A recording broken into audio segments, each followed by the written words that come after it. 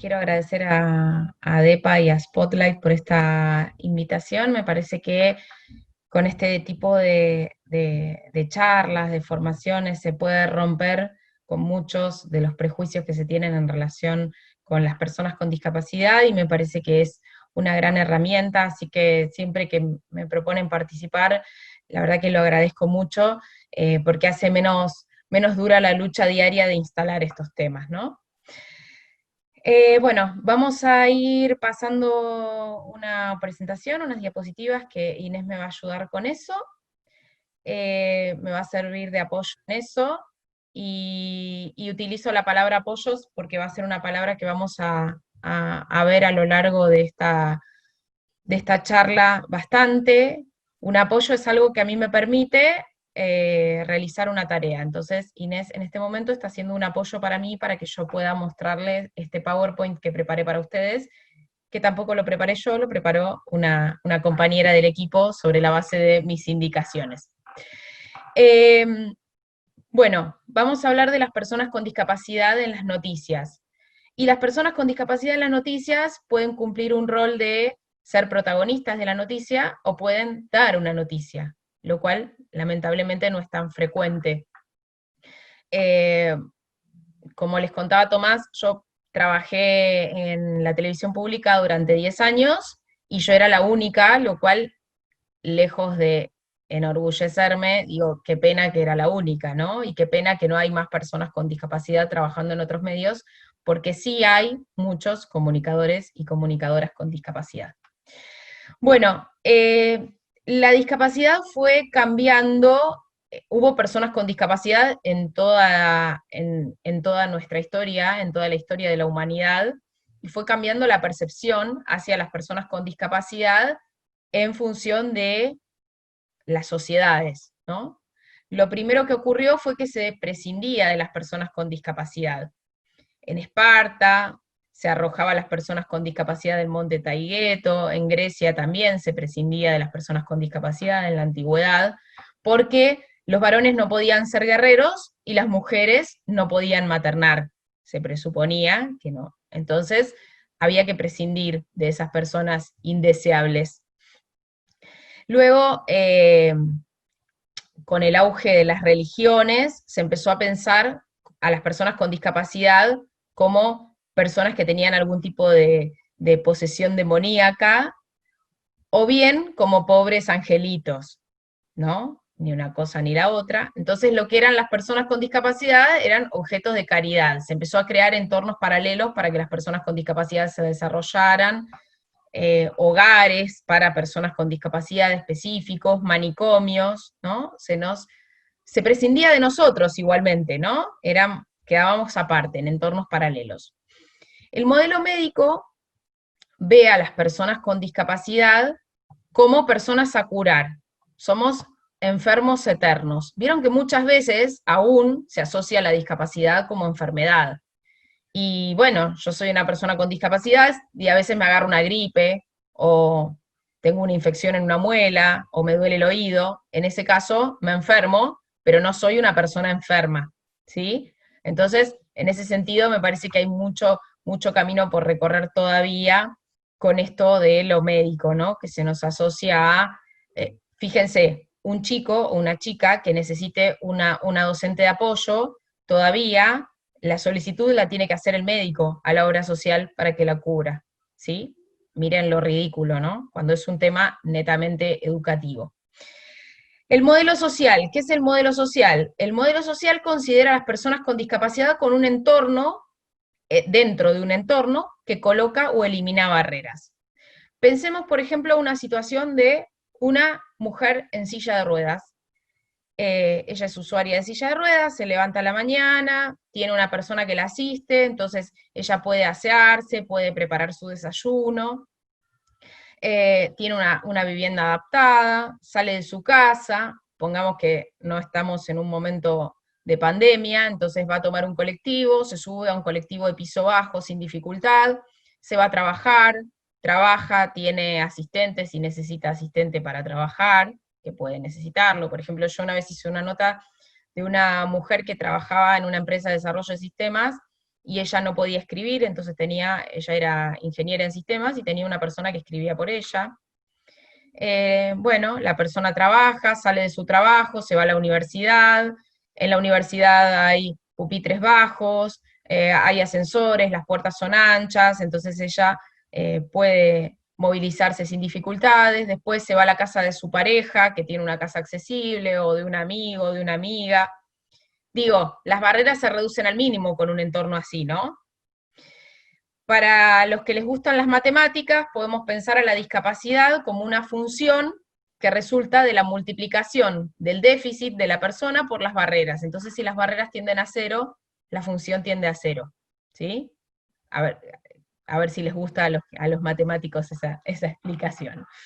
Bien, la Convención sobre los Derechos de las Personas con Discapacidad se rige por este modelo social de la discapacidad que considera a la persona con discapacidad en un entorno, ¿sí? En un entorno que cumple un rol activo. En el modelo médico, los que se integraban, en el modelo médico hablamos de integración y no de inclusión, eran las personas que eran aptas, ¿sí? Que hacían una rehabilitación y eran aptas para incorporarse al mundo tal cual era. En el modelo social, la inclusión, que no es sinónimo de integración, es un concepto distinto, se produce porque también el entorno elimina estas barreras, ¿sí? Y cumple un rol activo. Y recibe a todas las personas. Pensemos, en la escuela es muy claro esto. Pensemos en una escuela que recibe a todos los chicos y a las chicas independientemente de sus particularidades, más allá de la discapacidad, ¿sí? Pensando en personas, en chicos y chicas que no tienen quizá un apoyo familiar, un grupo familiar continente, que tienen dificultades en su alimentación, ¿no? En el acceso a otros derechos. Bueno, entonces, la Convención sobre los Derechos de las Personas con Discapacidad, que fue ratificada por nuestro país y que tiene rango constitucional, se rige por este modelo social de la discapacidad y reconoce los derechos civiles, políticos, económicos, sociales y culturales de las personas con discapacidad, que ya los teníamos estos derechos, en tanto somos personas, digo, a veces parece, hay que aclararlo, ¿no? Los teníamos estos derechos, pero la materialización de estos derechos no se producía. Entonces hubo que crear una convención específica que explique de qué manera las personas con discapacidad podíamos ejercer estos derechos. El lema de la convención es nada sobre nosotros y nosotras, sin nosotros y nosotras. En realidad es nada sobre nosotros sin nosotros, pero lo ampliamos porque en ese sentido faltó aclarar, ¿no? el enfoque de género. Pero sí, el tratado tiene enfoque de género a lo largo de todo el tratado. Y lo interesante de este tratado es que se hizo con amplia participación de personas y organizaciones de personas con discapacidad. ¿Cómo definimos a las personas con discapacidad? Me frenan cuando quieran, ¿eh? No quiero que esto sea un monólogo, me frenan cuando quieran, ¿sí? Definimos a las personas con discapacidad como personas con una deficiencia física, intelectual, sensorial o mental a largo plazo, que al interactuar con el entorno experimentan barreras para la participación plena y efectiva en la sociedad. ¿Por qué digo esto de a largo plazo? Bueno, primero porque es la definición de discapacidad de la Convención, no la estoy inventando yo, pero también muchas veces caemos en la cosa de, ay, yo no sé, no puedo conducir. Entonces también eso sería una discapacidad. No, señores y señoras, eso no es una discapacidad. La discapacidad es lo que es, ¿sí? Se basa en una deficiencia concreta, ¿sí? A raíz de con la que experimentamos barreras, vivimos con esa deficiencia y experimentamos barreras para la participación plena y efectiva en la sociedad. No cualquier cosa es discapacidad, ¿sí? Porque si no caemos en la típica y trillada frase que no nos gusta a las personas con discapacidad que militamos en derechos humanos, que es todos somos discapacitados. No, digamos, hay personas que tenemos una discapacidad y personas que no la tienen. Eso no nos hace ni más ni menos que otros, ¿sí? Y no nos sentimos mal por eso. No es una situación deseable, obviamente, si me preguntan, a mí me gustaría ver, tampoco es que ¿no? Pero, pero no es algo que nos ubica en un lugar de inferioridad de condiciones respecto de las demás personas. Y no es algo que nos deprime ni nada por el estilo, o no a todos, cada uno lo vive como lo vive.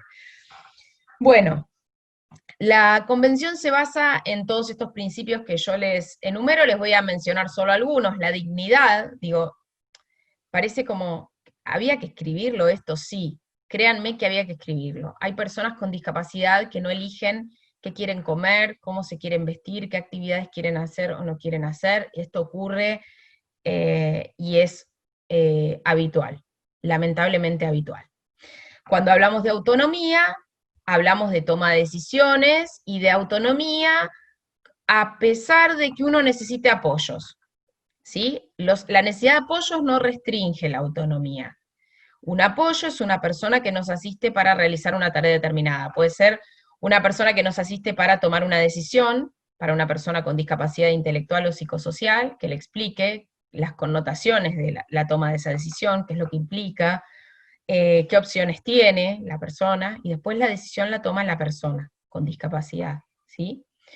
Un apoyo puede ser una persona que ayude a preparar alimentos o asearse a una persona con discapacidad física. Yo tuve apoyos cuando nacieron, yo tengo 3 hijos, gemelos de 9 y el más chiquito de 4 años, y cuando nacieron los gemelos tuve un apoyo durante los 2 primeros años de vida de ellos para cuidarlos a los chicos. Yo era la que decidía cuando se les cambiaba el pañal a los chicos, qué comían los chicos, etcétera, etcétera, etcétera. La persona me asistía, ¿sí?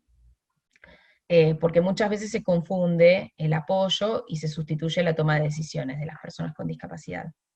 La no discriminación, el respeto por las diferencias y la valoración de la diversidad, la igualdad de oportunidades. Cuando hablamos de igualdad de oportunidades, no hablamos de igualdad lisa y llana, hablamos de igualdad de oportunidades, ¿no? Porque muchas veces se cae en esto de, no, yo lo trato igual, yo no lo discrimino. Ahora, ¿qué es tratar igual?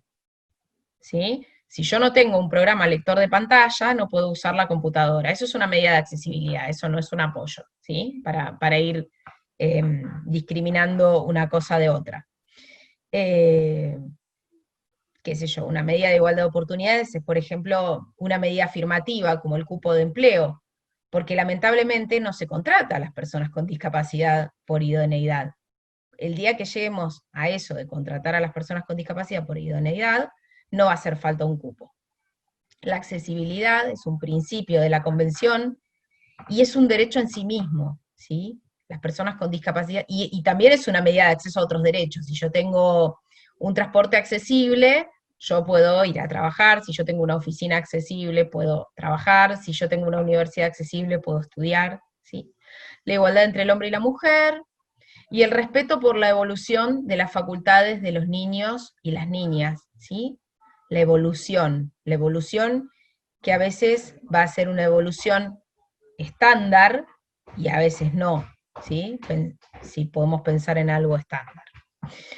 Vamos a ver algunos artículos de la Convención. La Convención tiene muchos artículos que son muy interesantes y les invito a leerla.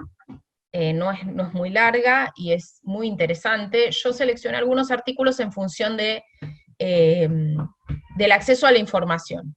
Podría haber seleccionado otros, el 19, el 23, son muy interesantes, se los recomiendo, pero bueno, respecto del acceso a la información y con enfoque de género, bueno, el artículo 6 habla específicamente de las mujeres con discapacidad, habla de discriminación múltiple. Imaginemos, por ejemplo, una mujer con discapacidad que además es habitante de pueblos originarios, y bueno, imagínense, aparte, si es mamá, las dificultades que enfrenta, y si es lesbiana, ni les cuento. Digo, la discriminación, las barreras se multiplican. El artículo 7 habla específicamente de los derechos de los niños y las niñas. Y acá, cuando habla de expresión, hay que pensar en los modos y medios de expresión de los niños y niñas con discapacidad, ¿no? Porque yo conozco una joven con discapacidad que se llama Irene, que vive en Altagracia. Ella nació con vestigios de cerebelo, ella está en silla de ruedas, tiene disminución visual, disminución auditiva y no habla. ¿Cómo se comunica? Bueno, a través de una tablet o de un tablero en el que ella tiene distintas opciones y señala. Y necesita una persona que la asista para comunicarse con sus amigas, para participar en conversatorios, que lo hace, es muy militante ella, y estudia en escuela común. Digo, ¿por qué cuento este caso? Hay muchos otros, pero para que pensemos en lo que sale de lo estándar, ¿sí? En el braille, en la lengua de señas, que quizá está un poco más instalado. El artículo 8 habla de la toma de conciencia, y qué importante acá nuestro rol, ¿no?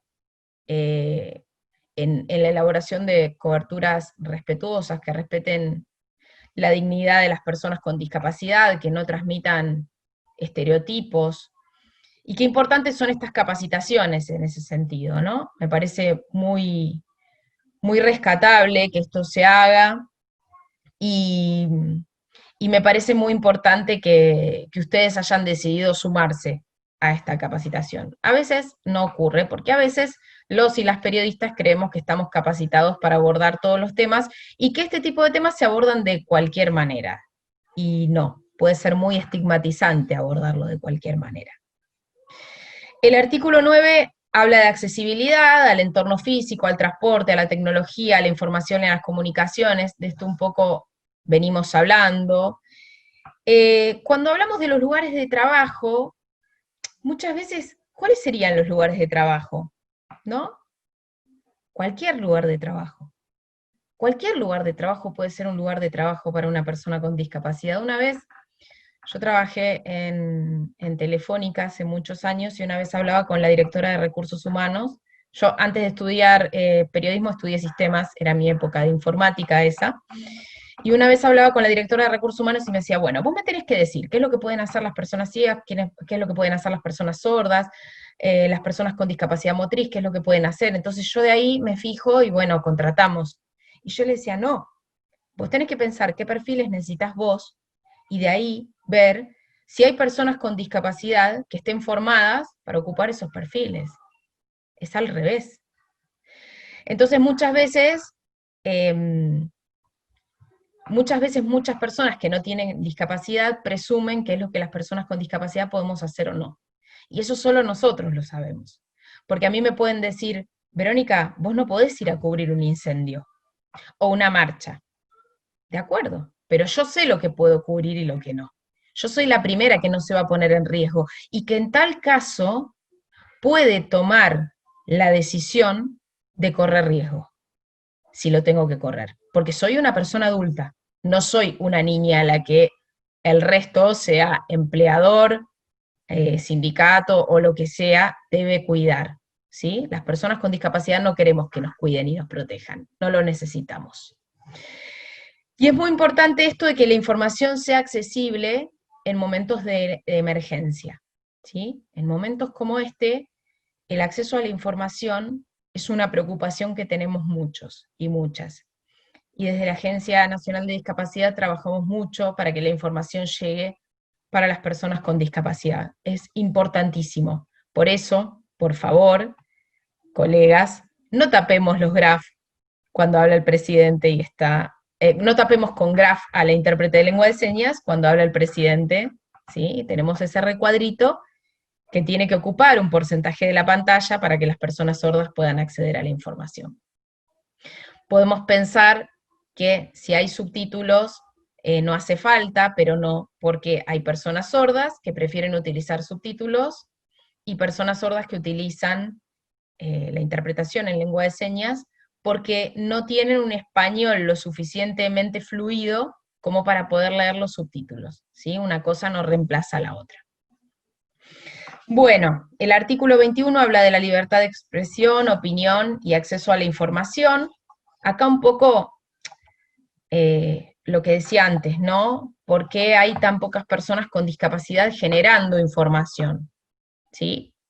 Y otra vez rescatar esto de los modos y formatos alternativos y aumentativos. Hay muchas maneras de comunicarnos. Por ejemplo, las personas, yo me pregunto cuántos y cuántas habrán entrevistado a personas con discapacidad intelectual. Y es interesante entrevistarles.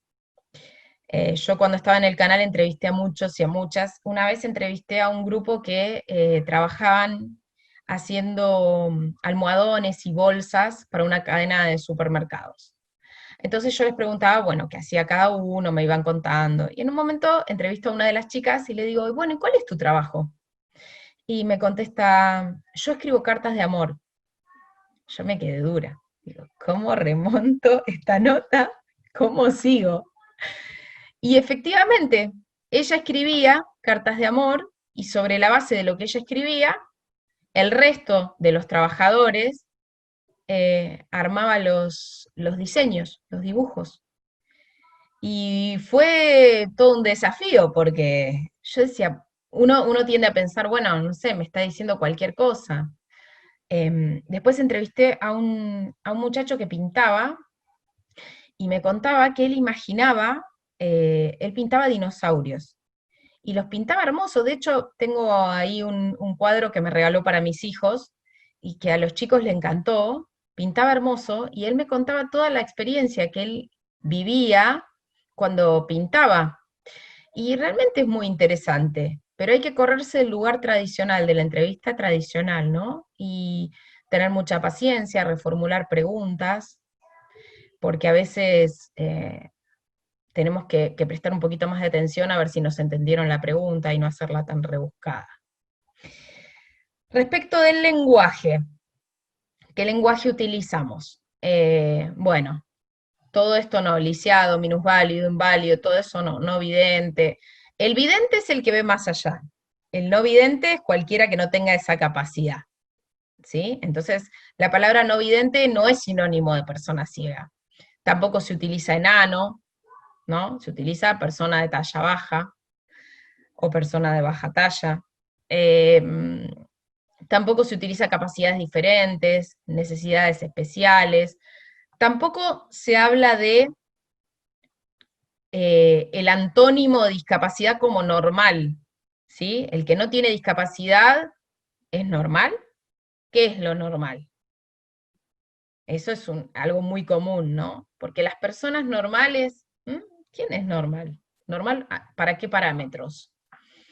Usamos persona con discapacidad, si queremos podemos explicitar qué tipo de discapacidad tiene la persona, pero el término correcto es persona con discapacidad, aunque sea largo. Y si escribimos podemos utilizar PSD, si aclaramos que PSD es persona con discapacidad, ¿sí? Yo ya sé que muchas veces en la gráfica esto es, ay, persona con discapacidad es muy largo. Ok, pero así se dice, ¿sí?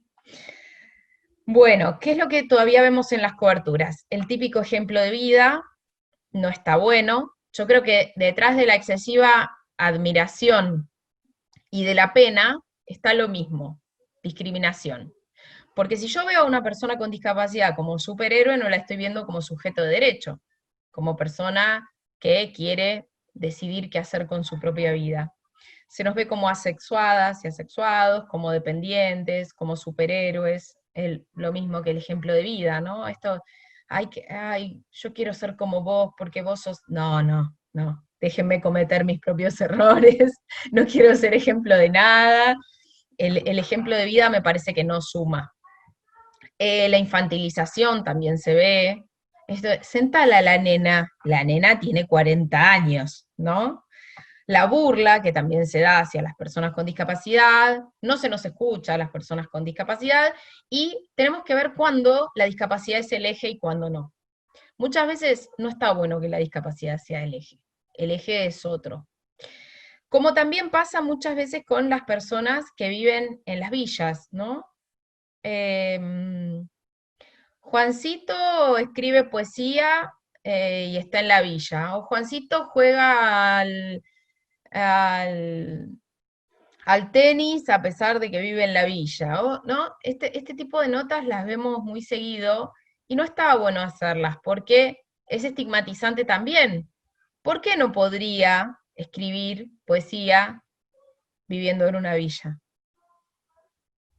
¿Por qué no podría jugar a un determinado deporte viviendo en una villa? No digo que no le hagamos la nota, pero quizá el eje de la nota es otro. Quizá el eje de la nota es el talento de la persona, y después podemos mencionar que esa persona vive en, en un barrio humilde o en una villa o como querramos llamarlo. Y con la discapacidad pasa lo mismo, ¿no? A veces la discapacidad no debiera ser elegida. Muchas veces vemos, sobre todo cuando se vienen las campañas políticas o cuando hay una especial efervescencia en lo político, vemos que X o Y político o política es loco, es autista, es ciego, es sordo, es esquizofrénico. Y yo digo, bueno, ¿qué pasa cuando usamos la discapacidad como insulto? Pasa con los políticos, pasa con los femicidas, X o Y femicida es un loco. No, es un violento. Y la persona que ejerce la política, a la que se la califica de estas maneras, elige actuar de estas maneras. Elige no prestar atención, elige no ver, elige no escuchar, ¿sí? Las personas con discapacidad no lo elegimos. Entonces me parece que hay que empezar a buscar un poquito algunos sinónimos y escarbar dentro de nuestros conocimientos, como para buscar otras palabras para definir estas cosas, ¿no? Porque no ayudan. Bueno, las mujeres con discapacidad, como les decía, estamos presentes de manera Vero, transversal en toda la... Sí, perdona, te interrumpo un minuto. sí, Acá interrumpa. están preguntando sobre el concepto de diversidad funcional. Bien. Si, nada, ¿cuál es tu opinión acerca de ese concepto? Y después, por otro Ujú. lado, si podrías explicar o volver a explicar por qué las historias de vida no suman. O sea, por qué es importante también tener otro abordaje que no sean solamente las historias de vida. Perfecto. La diversidad funcional es un concepto que se utiliza mucho en España. Nosotros utilizamos persona con discapacidad porque es el término que está en la convención y fue acordado por las organizaciones de personas con discapacidad. Yo no utilizo diversidad funcional porque me parece que todos tenemos diversas formas de funcionar, entre comillas, funcionar, ¿sí? Digo, como parafraseando al término, ¿no? Eh, la verdad es que es una discusión que se está dando dentro del colectivo, esto de la diversidad funcional, pero yo utilizaría el término que está en la legislación, que es la convención, que es persona con discapacidad. Digamos, yo siempre recomiendo utilizar eso hasta tanto no se arribe a un consenso en la sociedad civil respecto de esta terminología, que se está dando mucho debate adentro de las universidades y en las mismas organizaciones. Hay personas que lo usan, de hecho, personas con discapacidad que lo usan y personas que trabajan en la temática. Respecto de las historias, no digo que no sirva, digo que pensemos cuándo sirve y cuándo no. A mí me parece que las historias de las personas van muy ligadas a los derechos. Las personas con discapacidad muchas veces no acceden a información sobre sus derechos. Si yo les digo, por ejemplo, que hay según el censo, hay más de 4 millones de personas con discapacidad, pero hay alrededor de 1.500.000, no tengo el número exacto, lo tendría que haber tenido y les pido disculpas por eso, pero hay alrededor de 1.500.000 personas que tienen certificado único de discapacidad. ¿Qué es lo que nos permite el certificado único de discapacidad? Nos permite acceder a derechos, al derecho a la salud, al derecho a apoyos educativos.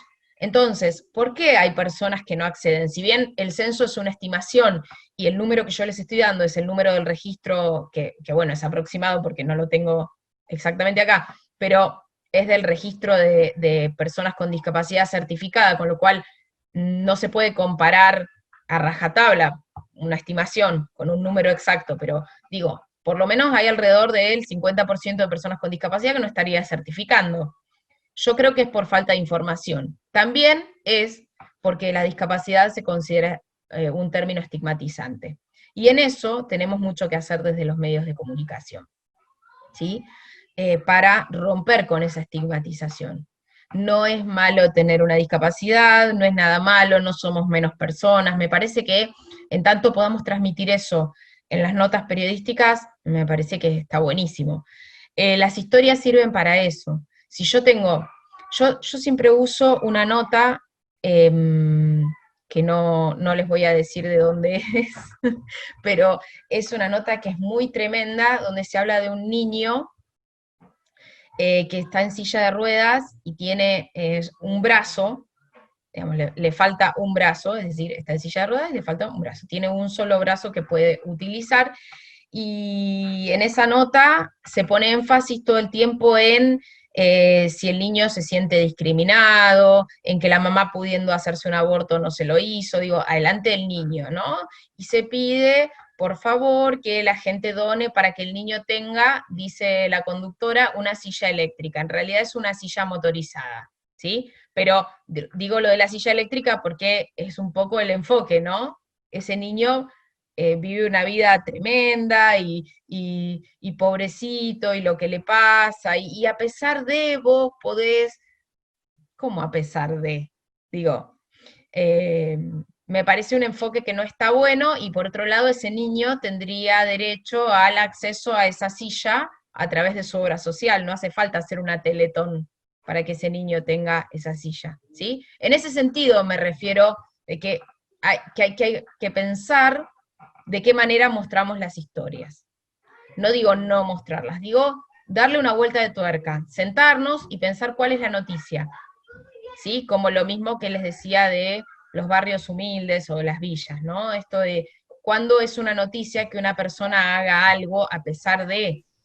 Eh, yo a veces uso una nota que fue titulada, una nota vieja, que no la puse en esta presentación, pero dice: Jorge Rivas asumió como diputado pese a estar tetrapléjico. ¿Y por qué no podría asumir como diputado? Estamos presuponiendo que una persona con tetraplegia no puede ser diputado.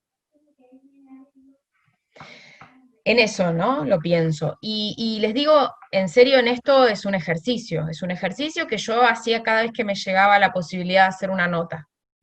Me parece que es un ejercicio que tenemos que hacer, y que no, yo no tengo la respuesta absoluta a eso. Hay que seguirlo pensando y pensar en cada momento si eso beneficia al colectivo de las personas con discapacidad, si esa manera de transmitir la información beneficia al colectivo de personas con discapacidad o no. Bueno, les decía, en el preámbulo se habla de la especial exposición que tenemos las mujeres y las niñas con discapacidad a sufrir violencia y malos tratos dentro y fuera del hogar. Esto es algo que es real, que ocurre, y tenemos otra variable, las mujeres con discapacidad, que muchas veces no se nos cree.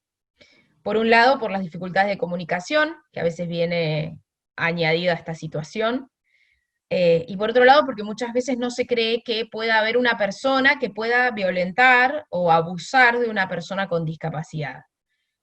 Ahí entran los prejuicios también, ¿no? Eh, y muchas veces esto genera una especie de connivencia y permite que este abuso sea más frecuente de lo que es para las mujeres sin discapacidad. Acá les traje algunas notas. El humanitario gesto de un juez a una mujer con discapacidad. Humanitario gesto. ¿Dónde está el derecho, no? De que la persona pueda acceder a una sentencia en lectura fácil. ¿Mm? Digo, también pensar cómo titulamos.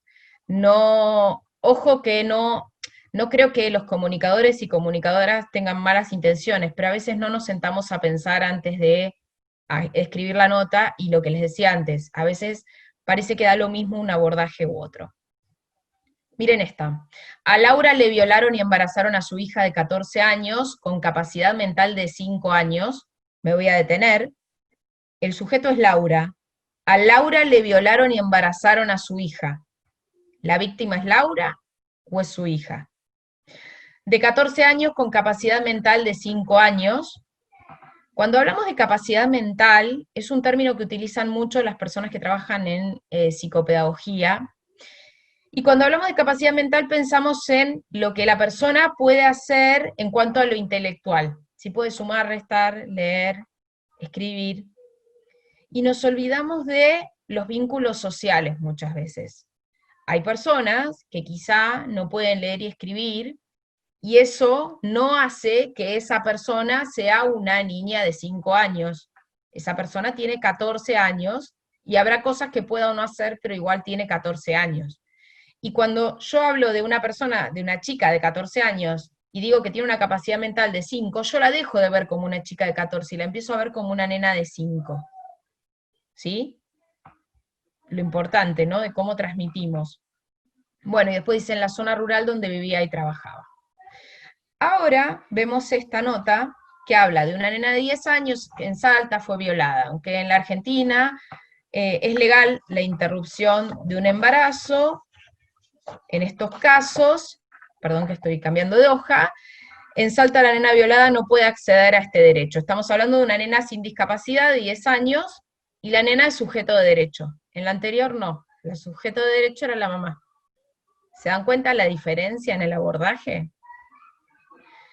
Una mujer de 27 años que padece, otra cosa que no está buena, padece, tiene una carga negativa horrorosa, padece, sufre, está afectado por... Y me parece que no es rol de los comunicadores y comunicadoras emitir juicio de valor sobre lo que a una persona le produce su discapacidad. Quizá hay muchas personas que la padecen. A mí una vez un jefe me sacó del aire, entiendo yo, no me lo explicitó, pero entiendo yo que luego de una charla que tuvimos, donde esa persona me dijo, yo también padezco la discapacidad, por una historia familiar, que no viene al caso. Y yo le dije, no, discúlpame, yo la discapacidad no la padezco, en tal caso padezco el modo en el que otras personas toman mi discapacidad, no la discapacidad en sí. Bueno, no le gustó. Pero me parece que es delicado esto de padecer, independientemente de que sí haya personas que la padecen y no lo voy a negar, pero no es nuestro rol decirlo. Entonces, una mujer de 27 años que padece una parálisis cerebral severa dio a luz a un bebé. Las autoridades médicas confirmaron que le realizaron la cesárea y luego una ligadura de trompas con consentimiento de la familia. Es decir, una esterilización forzada. ¿Sí? Eso no lo dice, lo digo yo. Pero naturalmente hablamos de ligadura de trompas con consentimiento de su familia. Ahora, ¿qué haríamos si dijera una mujer de 27 años, dio a luz a un bebé, las autoridades médicas informaron que le realizaron la cesárea y luego una ligadura de trompas con consentimiento de la familia? Sería un escándalo, ¿no? Si no hubiese una discapacidad por medio, sería escandaloso. Pero como hablamos de una mujer con discapacidad, no nos preguntamos si ella tendría que haber dado consentimiento. Y pongámosle que no puede dar consentimiento de ninguna manera. Si no puede dar de ninguna manera, de ninguna forma posible, ni con mecanismos alternativos y aumentativos, ¿hay que hacerle esa esterilización? ¿Es una práctica de vida o muerte? Porque lo que ocurre es que la esterilización no evita los abusos. No los evita, lo que evita son las consecuencias de los abusos. Y de los abusos no se habla. La esterilizamos, listo. Total, después la siguen violando. Bueno, acá vemos una nota de Tierra del Fuego. Por resolución judicial, le quitaron el bebé a una joven con retraso madurativo. Esto es habitual, esto ocurre todo el tiempo. Se aleja a los niños y niñas de las mamás por motivos de discapacidad. Nosotros cubrimos un caso que llegó a la Corte Suprema con el apoyo de REDI. El caso me llegó a mí por mi trabajo en el canal y después lo tomó una abogada que trabajaba en REDI en ese momento. Llegamos a la Corte Suprema y logramos un fallo favorable, pero con tanto retardo en el acceso a la justicia, la revinculación no fue posible. Fue un caso muy, muy, muy duro. Y esto sigue ocurriendo. Vemos otra nota, una joven discapacitada. ¿Por qué no se dice discapacitado? Eso no se los expliqué. No se dice discapacitado porque la discapacidad es un término en constante evolución. Si nosotros decimos discapacitado, estamos adjetivando, y es una cosa estática.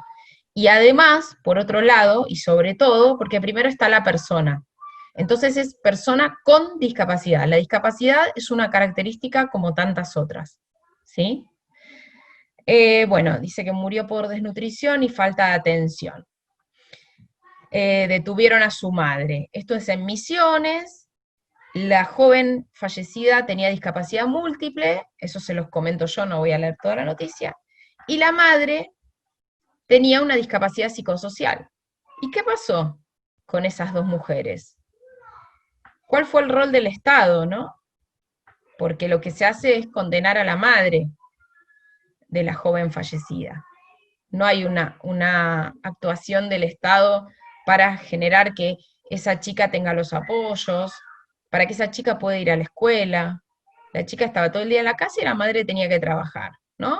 Pero bueno, murió la chica, condenamos a la madre. Bueno, consejos para coberturas. Las coberturas deben Pero, ser informativas. Sí, disculpa, sí, te digo dos preguntas que están algunas bastante vinculadas a lo que venías hablando. bien. Recién preguntaban en el chat cuál es la manera adecuada de enfocar el tema de derechos sexuales y reproductivos en mujeres con discapacidad. Y por otro Ujú. lado, un comentario que pusieron en el chat que dicen que sin destacar la discapacidad se hace muy difícil mostrar la discriminación respecto de esa persona, respecto a la persona que padece la discapacidad. Eh, Ujú. Nada, ese como Tiene, comentario. tiene la discapacidad. Te corregí, Tommy. Gracias. No, de nada. Lo bueno del taller es eso, aprender. Sí, obvio. Sí, sí, sí. Si no tuviesen ganas de aprender, no estarían acá, por eso me permito las correcciones. A veces me callo. Bueno, ¿cómo abordar derechos sexuales y reproductivos?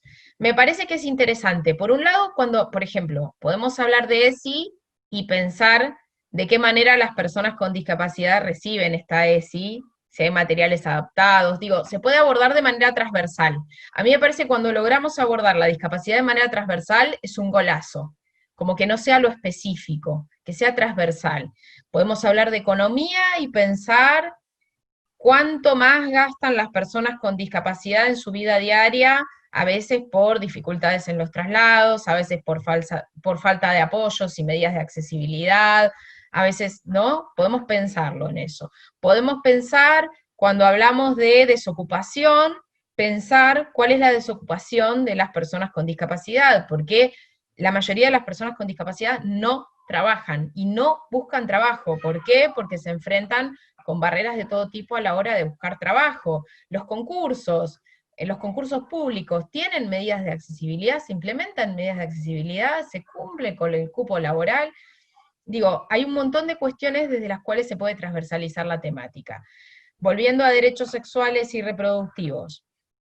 Eh, Hay muchas cosas. El consentimiento informado. ¿Cómo se trabaja el consentimiento informado en personas con discapacidad? ¿Las personas con discapacidad deben dar consentimiento siempre ellas? La respuesta es sí, porque independientemente de que haya una restricción a la capacidad, que es como se llama ahora, a partir del nuevo Código Civil, las curatelas, y que son restricciones específicas para cuestiones concretas, el derecho a la salud es un derecho personalísimo, que no se puede delegar en ninguna otra persona. Y por más que la persona tenga un apoyo que le ayude a tomar estas decisiones, la decisión es de la persona.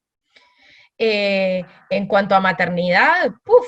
Lo podés abordar desde muchísimos lugares. Las mamás que necesitan asistencia para criar a sus hijos e hijas. Eh, el tema del parto respetado, qué pasa con las mujeres con discapacidad, con las mujeres sordas. ¿Hay intérpretes que las asistan en ese momento? En el caso de las mujeres con discapacidad intelectual, cómo se hace el abordaje en el embarazo, si los médicos están acostumbrados a utilizar un lenguaje más simple o no, si bajan el lenguaje.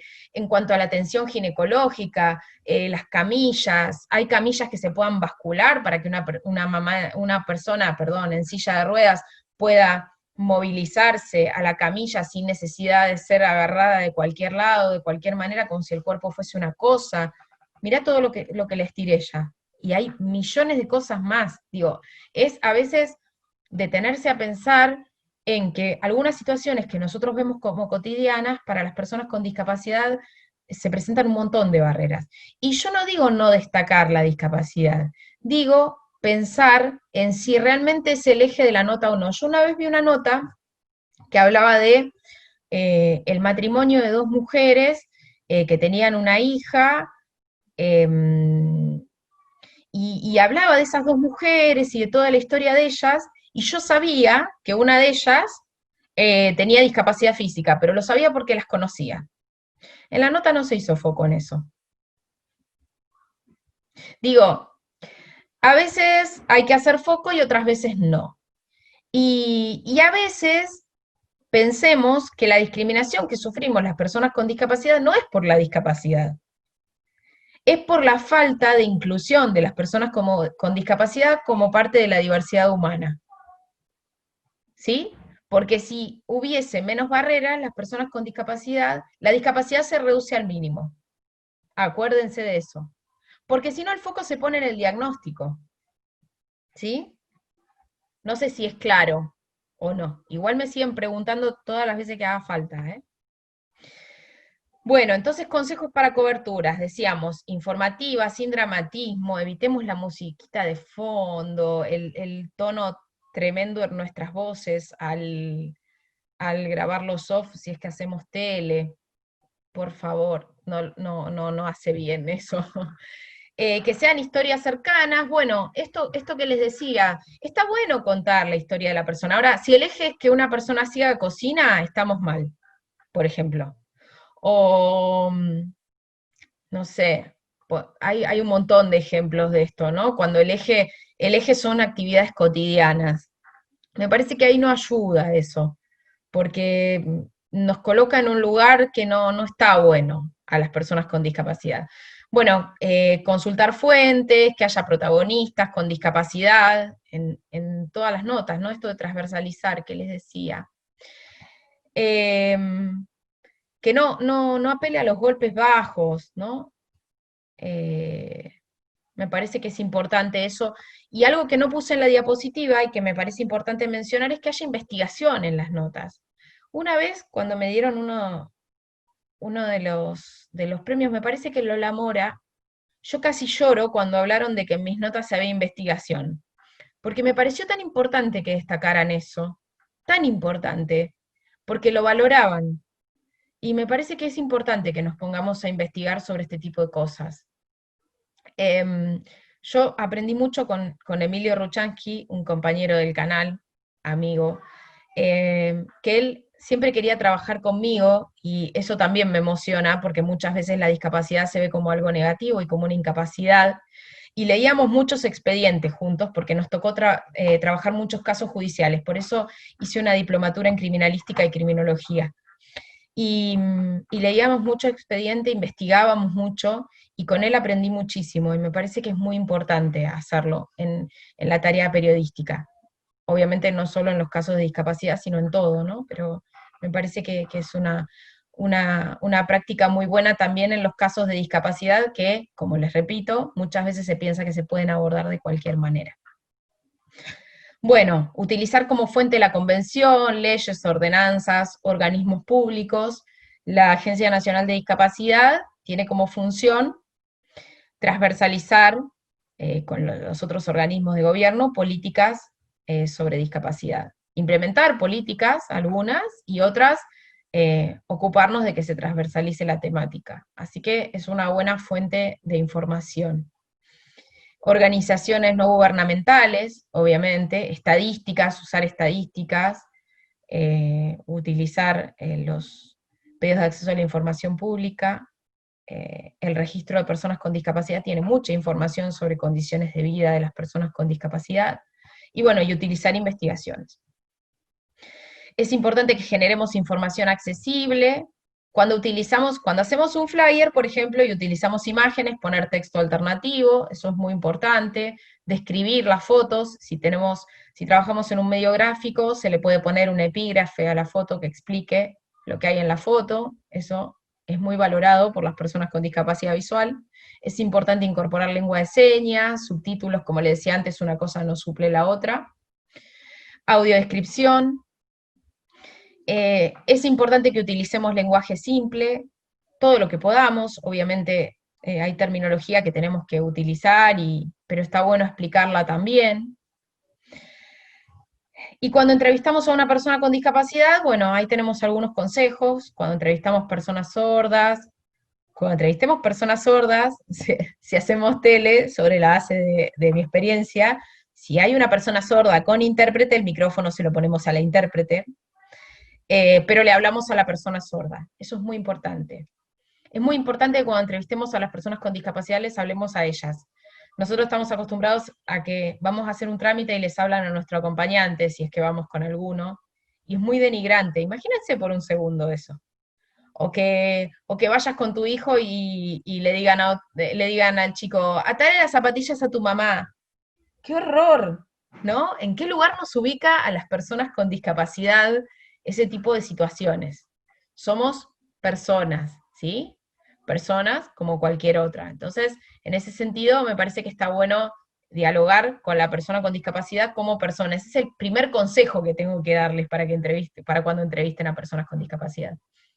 Y en el caso de las personas con discapacidad intelectual, bueno, reformular las preguntas. A veces tenemos formas medio entreveradas para preguntar, me incluyo, y me ha tocado muchas veces reformular preguntas. Y utilizar un lenguaje, separar oraciones, si es una oración larga, separarla en conceptos más simples. No es hablarles como un niño, ¿sí? Es utilizar un lenguaje más cotidiano, ¿sí? El lenguaje simple. Es eso, nada más. Y si usamos alguna terminología rara o alguna sigla, explicarla, y eso. Bueno, acá les puse algunas preguntas, ¿no? Para que reflexionemos. ¿Qué es noticia? ¿Qué es la noticia? Que un niño que vive, que un niño con discapacidad, por ejemplo, juega al básquet o que tiene que jugar en un torneo y no tiene los medios, o qué, el talento o la discapacidad, porque es un deportista como cualquier otro, ¿no? ¿En qué sección iría, por ejemplo, esa noticia? ¿En deportes o en sociedad? Yo creo que en deportes. Para esto de la transversalización, ¿no?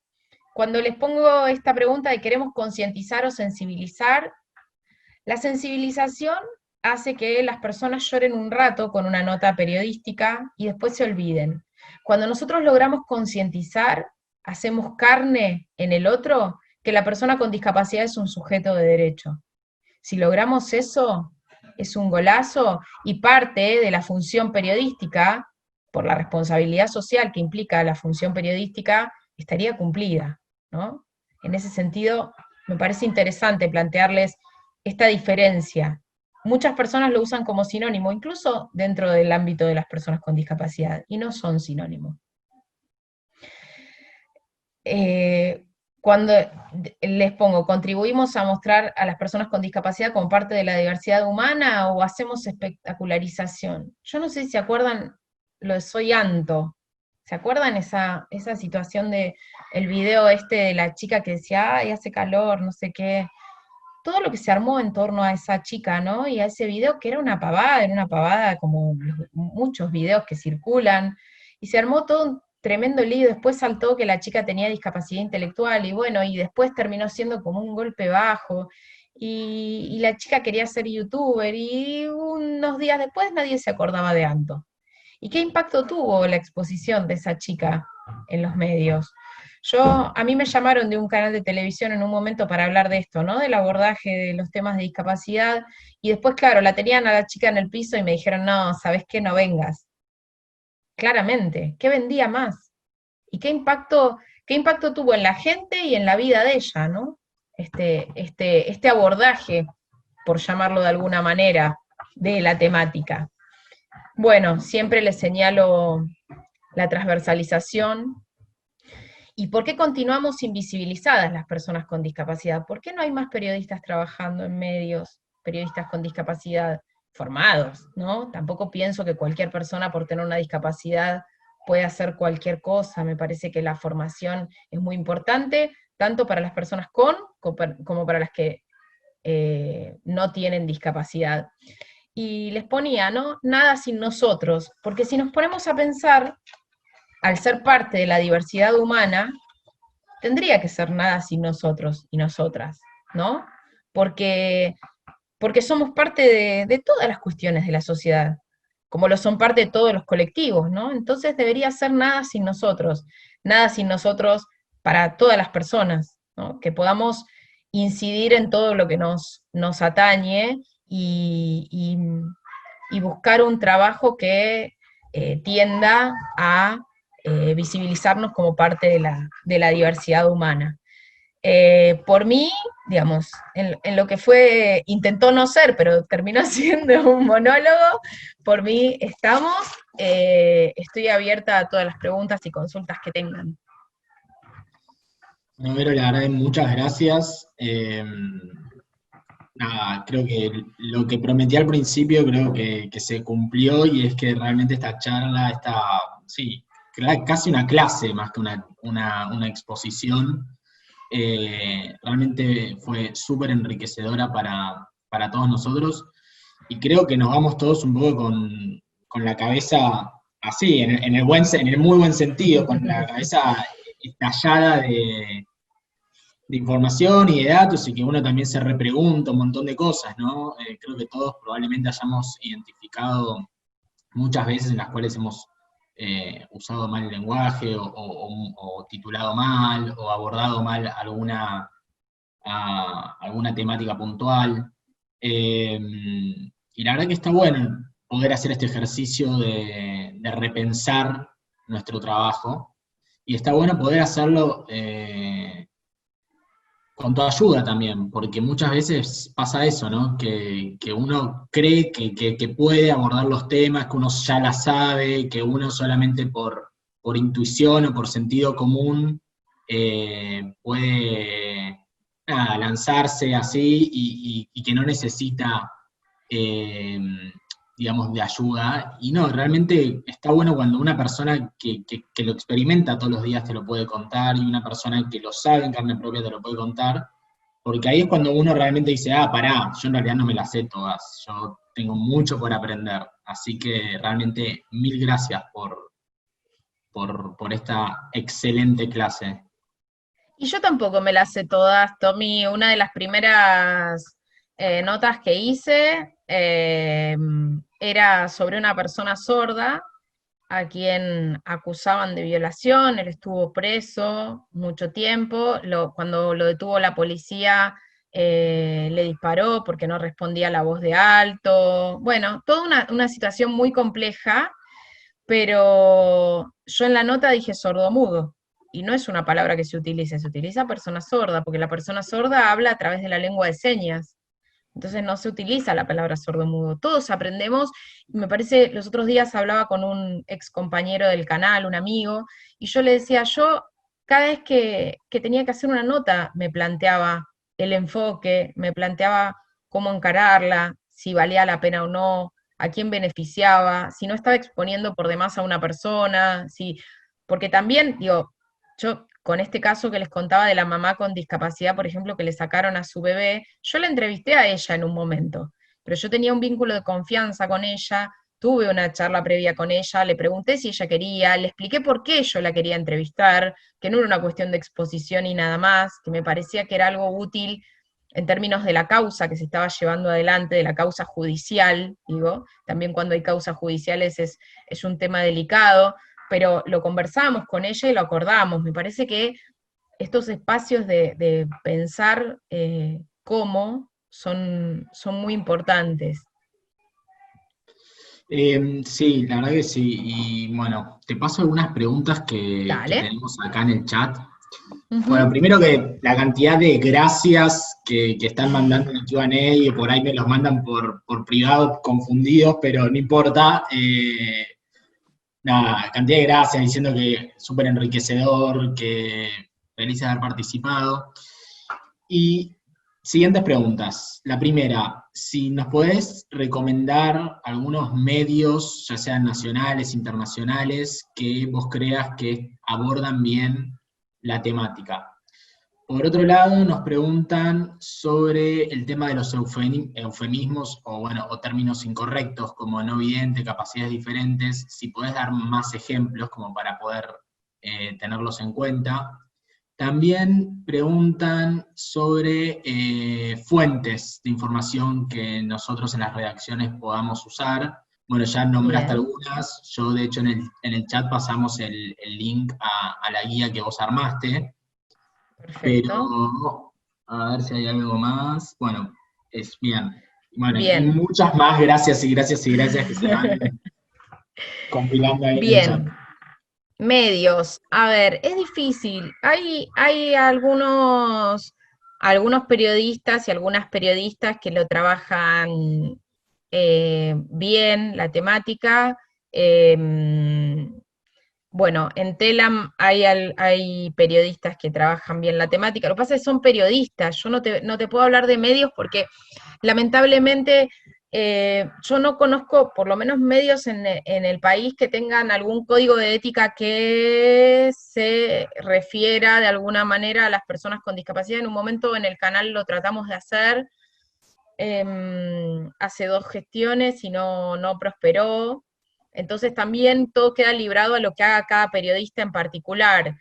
Algunos periodistas de página también lo trabajan bien, pero, pero son cuestiones aisladas. No sé si no te aclaro mucho, pero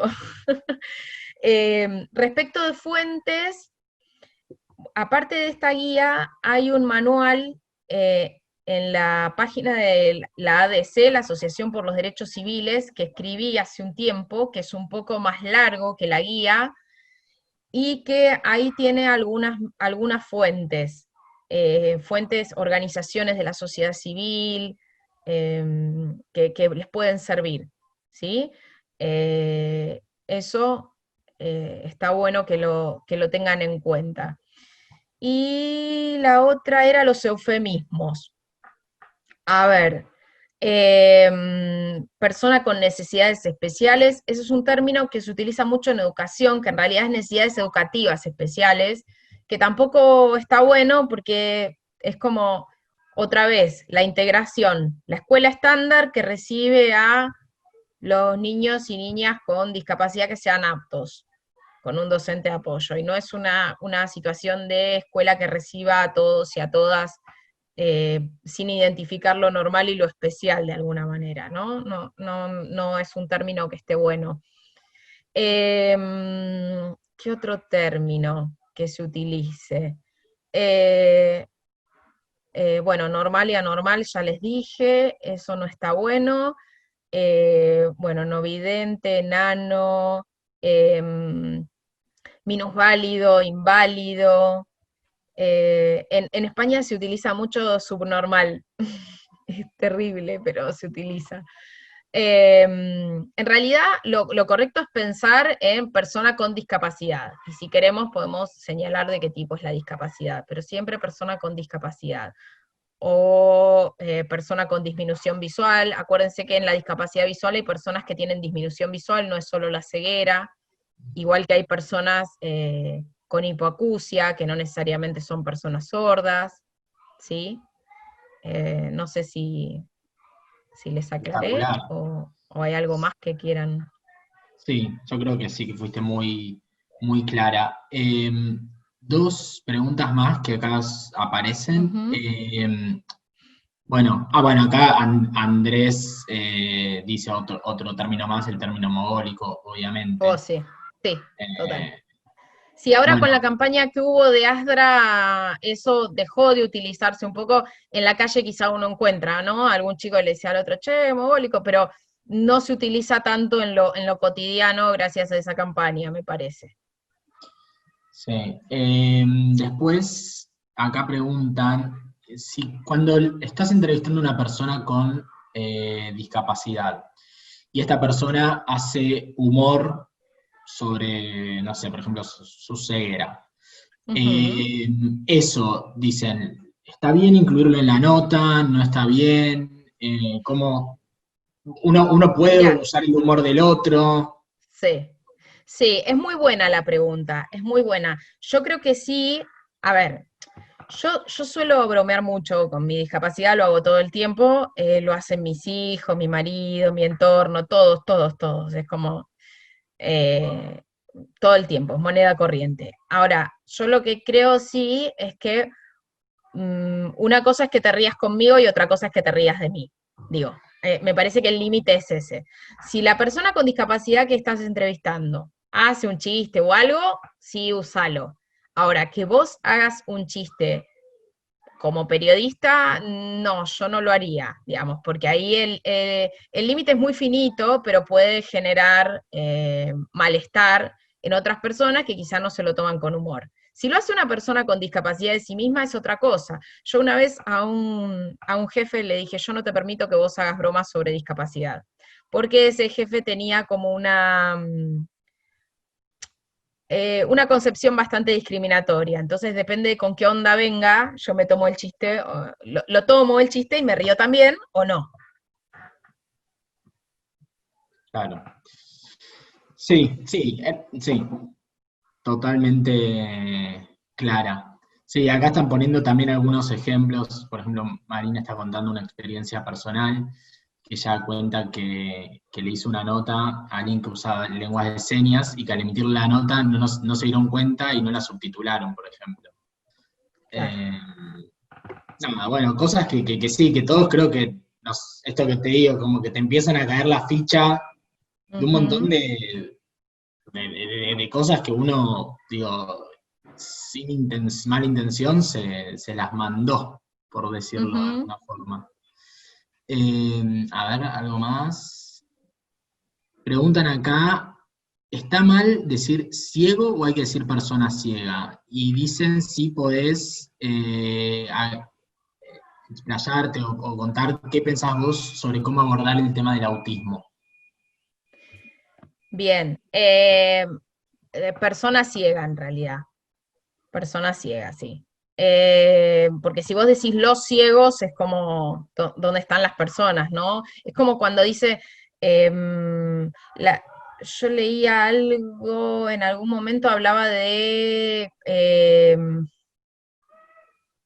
una persona violada, pero decía, eh, como si el sujeto fuese violada. No me acuerdo si decía exactamente la violada o algo así. Y yo decía, pero es una persona que fue violada. Decía la chica violada, y me hizo ruido lo de la chica violada. La chica fue violada y sufrió una violación, digamos, la chica violada es como que el adjetivo queda como ahí, es la chica violada. La chica sufrió una violación, ¿no? Me hizo ruido eso de la chica. Y lo había visto en una de las notas que les traje. Y me pasó eso mientras me copiaba el PowerPoint en braille para leerles. Em, Siempre persona ciega. Y el abordaje del autismo me parece que es interesante darle una vuelta de tuerca porque normalmente son los padres los que hablan y las madres, ¿no? Entonces, en ese sentido, me parece interesante empezar a escuchar a personas con autismo. Yo eso igual lo planteé en el Congreso de la Federación de Personas con Autismo hace unos años, que me convocaron para ir a hablar, y la verdad que prácticamente no había personas con discapacidad como oradoras. Por eso me parece interesante acá, a raíz de esta pregunta, mencionar la diferencia entre organizaciones de y para personas con discapacidad. Las organizaciones de personas con discapacidad son las que están integradas por personas con discapacidad y que el eje es poder ejercer nuestros derechos. Las organizaciones para son organizaciones que prestan servicio a personas con discapacidad y los objetivos muchas veces son otros. Entonces, en ese sentido, que veamos también como periodistas en función de qué es lo que vayamos a buscar, a quién entrevistar. ¿Sí? No estoy diciendo que las organizaciones para personas con discapacidad sean malas, estoy diciendo que brindan servicio a personas con discapacidad y entonces los objetivos son otros, simplemente eso, ¿sí? Como separar una cosa de la otra. Y en el caso de las personas con autismo, esto, ¿no? Que empiecen a hablar las personas con autismo, porque en el caso de las personas con discapacidad intelectual y psicosocial, normalmente hablan los padres o los médicos. Vieron que todavía hablan los médicos de la discapacidad muchas veces, y no está bueno. Perfecto, sí, sumamente entendible lo que decís. Acá Alejandra pide si podés repetir la frase que dijiste al principio, cuando comparaste a la discapacidad con una función matemática. Bien, la discapacidad sería igual a la multiplicación de una deficiencia por las barreras. La deficiencia vos la tenés, y es una cosa que está, ¿sí? Pensémosla en cualquier número, pero cuando las barreras tienden a cero, se reducen tendiendo a cero, la función se hace más chiquita, la función que resulta, que es la discapacidad, ¿no? Ese legado me lo dejó un compañero que trabajaba en el INADI, que nos dejó hace poco tiempo producto del COVID, y siempre utilizo esa función, porque a mí también me gusta la matemática, y cuando él lo explicó con esa función, dije, clarísimo. Si las barreras tienden a cero, la función, que es la discapacidad, tiende a cero, a pesar del déficit. Espectacular. Eh, bueno, no sé si alguien más tiene una pregunta. Eh, bueno, Vero, la verdad que en nombre de ADEPA y me atrevo a decir en nombre de todos los participantes, realmente te agradecemos un montón. Eh, nada, como dije, fue una clase realmente que nada, nos deja a todos con la cabeza estallada y creo que en el muy buen sentido. O sea, que es la finalidad de lo que buscamos con este ciclo que estamos haciendo con Spotlight, que nos vayamos todos con la cabeza estallada y que también creo que logramos como que logremos nosotros compartirles este estallo a nuestros compañeros, a nuestras compañeras en nuestras redacciones, ¿no? O sea, capaz que esto, nada, ponerlo lo más en un término personal, pero creo que si bien es difícil, nuestra tarea ahora de todos los que participamos de esta charla es ser un poco evangelizadores, ¿no? Ujú. Digo, todo esto Piensen, que... piensen cuántas noticias nos estamos perdiendo de mostrar en esta pandemia. ¿Qué les pasa a las personas con discapacidad con el COVID?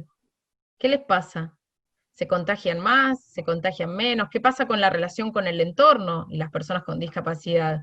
Porque vieron que, de acuerdo con la resolución 627 de salud, somos personas de riesgo las personas con discapacidad. ¿Pero por qué? Por la relación con el entorno, independientemente de que haya o no comorbilidades. Entonces, ¿qué pasa en esta pandemia? ¿La información llega a las personas con discapacidad? ¿Qué les pasa a las personas con discapacidad que tienen que teletrabajar? ¿Qué les pasa a las personas con discapacidad que cobran pensiones no contributivas?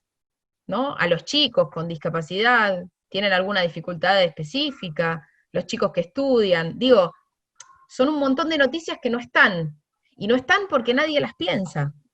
Entonces, en ese sentido, les dejo la tarea y bueno, ahí en la última diapo estaban mis datos de contacto, Sí, los pasamos igual en el chat así también. que, Y de última nos lo pueden perfecto. pedir a nosotros y se los mandamos. Cualquier cosa que necesiten a disposición y sí, por favor, transmitan. Necesitamos que que transmitan a sus compañeros y compañeras de trabajo, porque necesitamos un abordaje más respetuoso de los derechos de las personas con discapacidad. Bueno, y ahora solamente para cerrar, les digo que esta clase, la vamos a llamar clase, va a estar subida a la web. Después, si quieren, nos pueden escribir todos entre nuestros contactos, si no a ADEPA, bueno, la vamos a subir, les pasamos el link. Y por último, recordarles que el viernes 9 de octubre a las 10:30 de la mañana se va a realizar la última capacitación sobre este ciclo de perspectiva, este ciclo que estamos haciendo con Spotlight, y el tema va a ser perspectiva intercultural de género y de derechos humanos para el tratamiento periodístico del tema migratorio, así es el título, así que también sumamente interesante, lo va a dar Jimena Pérez Carballo, que es doctora en psicología intercultural y capacitadora sobre temas de comunicación intercultural de la Organización Internacional para las Migraciones en Argentina. Gracias nuevamente a Vero, a Depa, a los asistentes, y nos vemos el viernes que viene, la misma hora, en el mismo canal. Muchas gracias.